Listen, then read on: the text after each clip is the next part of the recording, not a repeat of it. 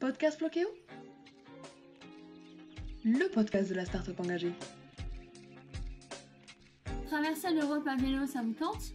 Bonjour à toutes et à tous, je suis ravie de vous retrouver aujourd'hui dans ce nouvel épisode du verre à moitié plein, le podcast optimiste du tourisme durable qui vous invite à voyager autrement. Notre histoire du jour commence le 28 septembre 2021 à La Rochelle, où notre invité pousse son premier coup de pédale qui le mènera jusqu'aux confins de l'Europe, à Istanbul. Nous sommes aujourd'hui avec Clément d'Explore Autrement, un utopiste un peu fou qui va aujourd'hui nous narrer son odyssée à vélo à la rencontre des acteurs européens du tourisme durable. Clément, bonjour et bienvenue. Bonjour Elise, merci déjà de m'accueillir sur le podcast, ça fait plaisir. Avec plaisir. Alors les auditeurs ne le savent pas, mais on s'est déjà rencontrés il y a quelques temps pour préparer un article qui est déjà sorti sur notre blog floqueo.com. Dans cet article, on découvre donc ton voyage, tes galères à vélo et tu nous donnes des conseils pratiques pour voyager à vélo en France, en Italie et en Slovénie, donc la première étape de ton voyage. Alors aujourd'hui, dans cet épisode de podcast, on va parler plus précisément des rencontres que tu as pu faire au fil de ta route.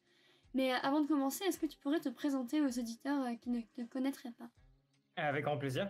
Alors moi c'est Clément, j'ai 24 ans. En fait j'ai fait donc mes études dans le tourisme sportif à La Rochelle.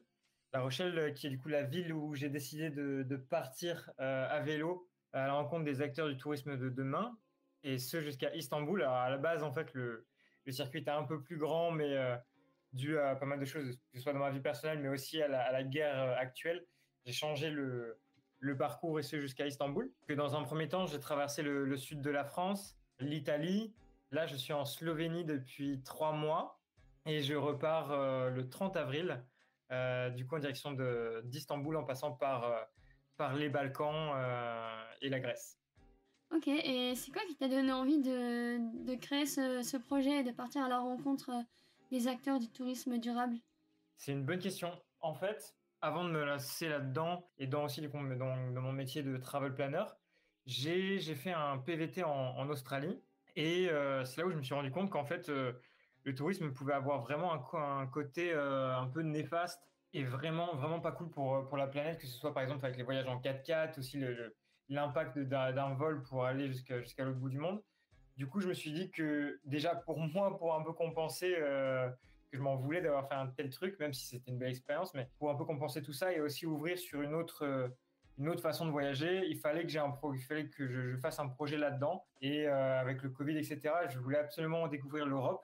Et il fallait que ce soit à vélo, il fallait que ce soit un moyen un peu sportif pour lier aussi avec mes études et avec ce projet de vouloir voyager sans niquer ma nature, entre guillemets. Du coup, je me suis lancé là-dedans. Voilà. Et comment est-ce que tu as choisi les personnes que tu vas rencontrer au fil de ta route ? Est-ce que tu t'es planifié à l'avance et tu sais qui tu veux rencontrer, ou est-ce que c'est au fil de ton voyage, tu vas rencontrer des acteurs qui sont comme ça sur ta route un peu à l'improviste ? Eh ben alors en fait il y a exactement un peu de tout. Il y a des fois c'est planifié, notamment via Floqueo, et je vous en remercie parce que c'est un des piliers qui fait que pour moi j'arrive à organiser aussi mon voyage, mes rencontres avec les acteurs. J'ai notamment, on en reparlera peut-être, mais j'ai notamment rencontré la Villa des Hespérides et Corinne et Jean-Claude grâce à Floqueo. Il va y en avoir d'autres à venir. Michaela aussi en Slovénie ici, Mateja. Et après, c'est aussi moi via des recherches internet et des fois dû au hasard. J'ai rencontré par exemple un camping qui s'appelle le camping chez Gendron dans l'estuaire de la Gironde, et c'était en fait vraiment un pur hasard. Je suis arrivé là-bas pour juste passer une nuit en tant que cycliste, et au final j'en ai enregistré une vidéo parce que le truc était vraiment top et je pouvais pas passer à côté. Et c'est tellement top que pour l'anecdote, il y a Yann Arthus Bertrand qui a fait un reportage dessus après moi. Donc je sais pas qui est-ce qui a inspiré qui, mais j'ai ma petite idée. Ouais, c'est pas mal, bravo. Et du coup, là tu parles de vidéos. Est-ce que tu as d'autres formats qui te permettent de mettre en avant ces professionnels du tourisme durable ? Oui. Alors donc comme je disais, donc il y aura un documentaire en fait, donc qui va sortir, je pense, à la fin de l'année 2023, parce que ça prend quand même pas mal de temps. Je sais pas encore exactement comment il sera diffusé, sur quelle plateforme, ce sera des festivals, est-ce que ce sera en ligne ou est-ce que ce sera sur des plateformes, ça je sais pas encore trop. Il y a eu des vidéos YouTube. T'as une chaîne YouTube, comment elle s'appelle? Ouais, ça s'appelle Explore Autrement. On le mettra en description. Cool. Et puis là en ce moment, il y en aura plus sur la deuxième partie parce que c'est quelque chose qui est vraiment ultra chronophage et je préfère me concentrer après plus sur le documentaire. Il y aura des reels de temps en temps sur Instagram, mais vraiment après pour me focus sur les partenaires, je vais faire en fait des articles de blog que j'avais pas vraiment, enfin j'en ai fait un petit peu, mais que je n'avais pas vraiment fait en première partie du voyage, mais que là je vais vraiment intensifier pour parler plus intensément en fait de ces gens-là. Ok, et le documentaire, ce sera donc sur tes rencontres que tu as pu faire. Tu sais à peu près combien de temps ça va durer Oui, mais j'ai une idée. Alors après, bon, quand entre l'idée et ce qui se réalise vraiment, c'est toujours un petit terme, il y a toujours un petit écart. Mais en gros, je pense que ce sera un documentaire d'environ 30 à 45 minutes grand max et qui en fait se relatera un petit peu de mon parcours, mais vraiment pas grand-chose. Ce sera peut-être, on va dire, 10-15%. Et surtout, en fait, ce sera un fil rouge sur comment planifier le tourisme de demain. Et à travers ça, à travers des questions que j'ai posées, on rencontrera les différents acteurs et ils répondront chacun à des questions, des questions piliers en fait importantes pour répondre à la question globale du documentaire. Et du coup, au cours de ton périple, tu as rencontré donc des professionnels, comme tu nous l'as expliqué, mais tu as aussi rencontré des habitants, notamment grâce à... Enfin, des habitants et des voyageurs, notamment grâce au Warm Shower. Tu nous expliques dans l'article ce que c'est. C'est un service d'échange pour les personnes qui font du cyclotourisme pour pouvoir dormir, c'est ça? C'est ça, ouais, totalement. En fait, quand on s'inscrit sur l'application, en fait, via l'application, on rencontre des gens qui ont déjà fait la même chose que nous ou qui le font déjà toujours les étés, ça peut être aussi ça. Et en fait, eux, ils offrent un logement pour une nuit. Souvent, il y a aussi la nourriture qui est inclus. Des fois, c'est juste une tente dans le jardin, ça dépend. Et du coup, on passe, vraiment, il y a un vrai échange qui se crée. Et vu qu'il y a une passion, entre guillemets, commune, ça donne vraiment des fois des lieux à des échanges vraiment, vraiment cool. Et qu'est-ce que ça t'a appris en termes de tourisme durable aussi? Pareil, on va dire que quand je rencontre un acteur, des fois, c'est des trucs vraiment pratiques, entre guillemets, sur le tourisme, sur la gestion d'un business touristique aussi, sur la gestion éco-responsable aussi. Et après, quand c'est un voyageur, des fois, ça peut être des conversations, comment dire, ultra spirituelles. Ça m'est arrivé avec Patrick à Marseille, par exemple, où ça peut être des fois des trucs ultra intellectuels. J'ai eu une conversation sur l'origine des systèmes de structures familiaux et leur relation aux idéologies modernes avec un mec, avec un Wam Shower, c'était assez marrant. J'aurais jamais pensé avoir ce type de conversation. Et du coup, c'est vrai qu'en fait, ça ouvre, on va dire, l'esprit à plein de choses. Que ce soit avec les acteurs sur des choses qu'en fait, j'avais peut-être pas pensé, ou alors avec des voyageurs sur des points de vue, des idées, des choses. Enfin, les rencontres, pour moi, c'est ce qui forge vraiment le voyage et ce qui fait que le voyage est intéressant au final. Et est-ce que tu as un conseil à donner pour tous ceux qui aimeraient se lancer dans un tourisme plus engagé, que ce soit côté professionnel du tourisme comme côté touriste, par rapport à tout ce que ces rencontres-là ont pu t'apporter et t'apprendre?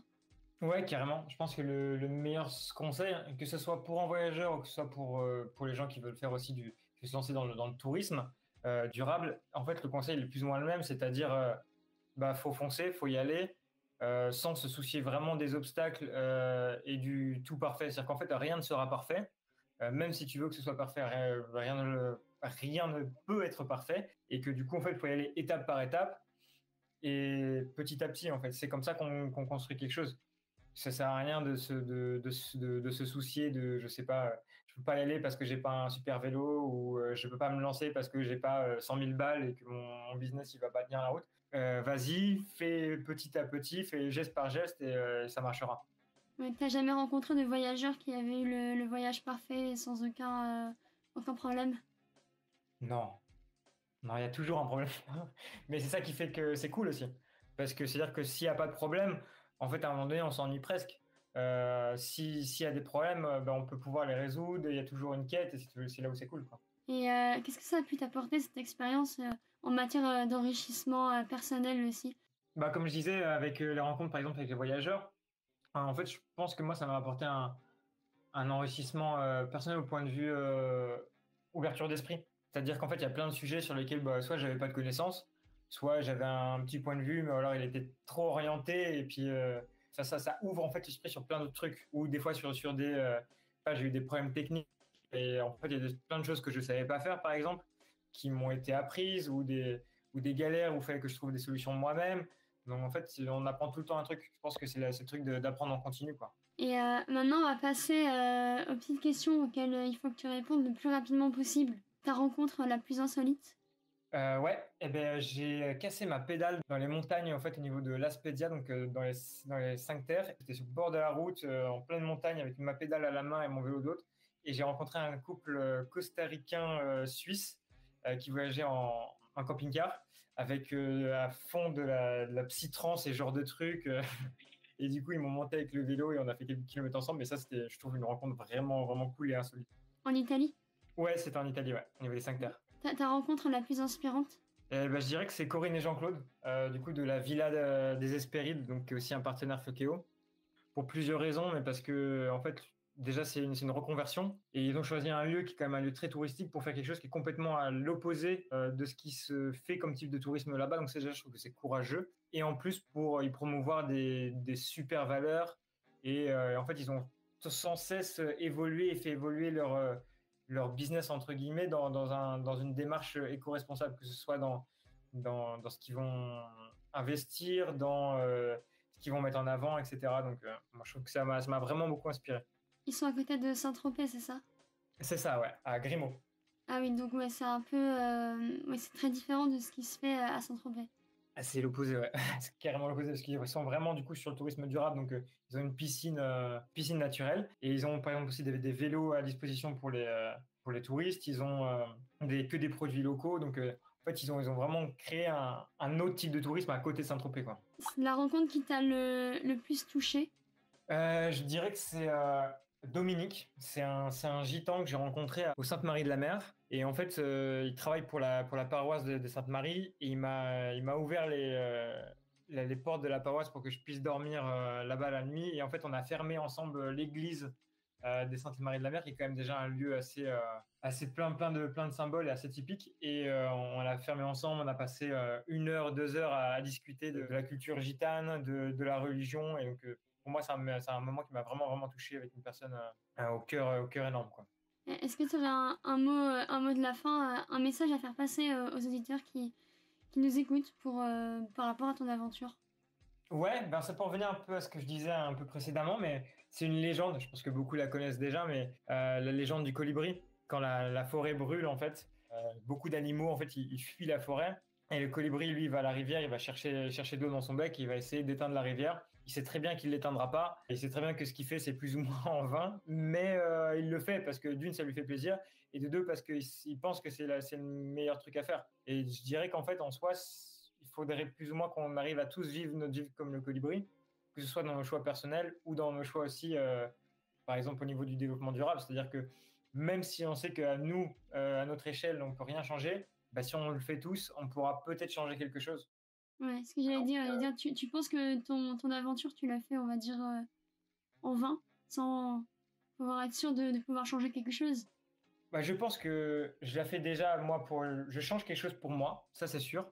Là, je pourrais citer autre chose, mais je pourrais citer Michael Jackson en disant Be the man in the mirror. Genre, en fait, si tu veux changer le monde, bah, il faut que tu changes le mec dans le miroir, en fait. Si tu commences pas par toi-même, bah, tu peux pas changer les choses autour de toi. Je pense que ça commence par là, quoi. Donc, moi, je prends du plaisir. Après, je dis que peut-être ce que je fais en soi, je sais pas si ça a un grand impact, mais au moins, je le fais. Bon, on espère que si, on espère que ça va inspirer les gens qui auront écouté ce podcast. Avant de nous quitter, est-ce que tu peux nous dire où on peut te retrouver si on veut te suivre? Carrément. Donc, sur Instagram, c'est Clément Tonneau. Et donc, je vais vous parler de la chaîne YouTube tout à l'heure, donc c'est Explore Autrement. Et j'ai un blog aussi, qui est au même nom, qui est Explore Autrement aussi. Et le documentaire, c'est pour 2023, c'est ça? Je pense, ouais. Ça sera soit fin 2022, soit début 2023. Ok, bon bah voilà, c'est déjà la fin de cet épisode. Merci Clément d'avoir été avec nous aujourd'hui. Merci à toi, Elise, de m'avoir accueilli. Puis merci à toute l'équipe de Flokeo. Ouais. Et on vous met du coup en description tous les liens de ce dont on a parlé en description. N'hésitez pas à aller suivre Clément. On vous souhaite un très bon dimanche et d'ici à la semaine prochaine, n'oubliez pas de voir le verre à moitié plein.